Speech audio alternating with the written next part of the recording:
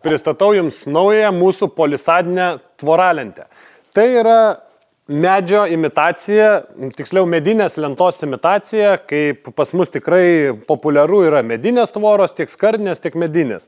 Bet čia yra forma kaip medinės lentos, jų variacijos galimos 3 pas mus, gaminam kaip čia pavyzdyje 9,5 cm, taip pat būna 12 cm arba 15 cm.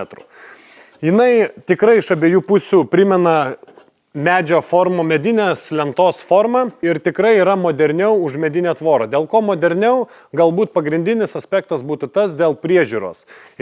Kad ir žaliuoja, jeigu šiaurinė pusė, kad ir nuo kelio taškosi ar apskritai bet kokie purvai, jie lengvai nusiplauna su kercherio pagalba ar su vandeniu ir skudurėliu, kam kaip yra patogiau.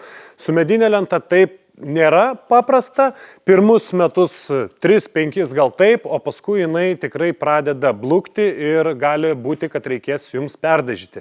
O su skardinė tikrai taip nebus. Galbūt papasakosiu šiek tiek apie jos montavimą, tai labai paprastai. U formos prie stulpų ir lygiai taip pat kaip visos tvoralentės sukasi 2 kniedėmis.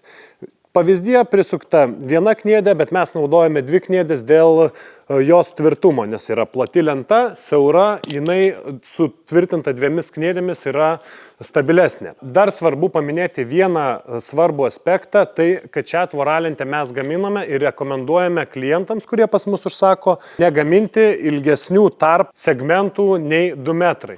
Dėl ko? Dėl to, kad jinai yra iš standartinės skardos 0,5 storio ir tai, jeigu pagaminsime 2,5 ar 3 metrus ar kažkas panašaus, tai tikrai gali suteikti jai, vadinkim, pasakysiu, kabutėse, gyvumo. Kas yra gyvumo, jinai gali banguoti. Ir iš ko susideda mūsų tvoralentė. Čia tokios gražios spalvos turime. Manau, šį tikrai po keletos savaičių ar po mėnesio tikrai pamatysit labai gražios spalvos, nes čia yra cinkuotas metalas, kurį mes dažėme ir neužilgo montuosime tvorą jau eiliniam klientui, bet labai gražios spalvos. Tai va, ši tvoralentė susideda iš 2 detalių. Tuoj aš jums parodysiu, kaip atrodo. Taip va, labai sunkiai susirenka, bet turime tokį vaizdą. Dėl ko mes gaminame šią tvoralentę iš 2 atskirų elementų?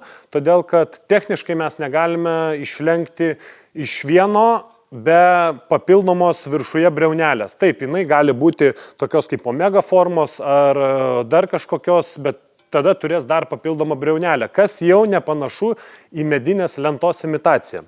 Kalbant apie šios tvoralentės kainą, jinai yra patraukli, apie 40 eurų su PVM. Kodėl apie?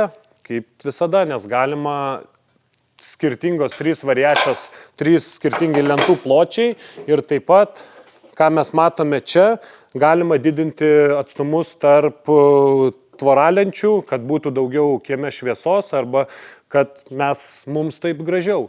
Ir jau neužilgo tikrai mes pristatysime vieną video iš objekto, nes darėme labai įdomią tvorą, miksuotą, sakykime, su segmentu ir su didesniais tarpais, kur tikrai kieme yra gražu, estetiška ir matosi daug erdvės. Taigi, jeigu jums patinka ši mūsų nauja polisadinė tvoralentė, užpildykite žemiau esančią nuorodą ir mes jums pateiksime kainos pasiūlymą.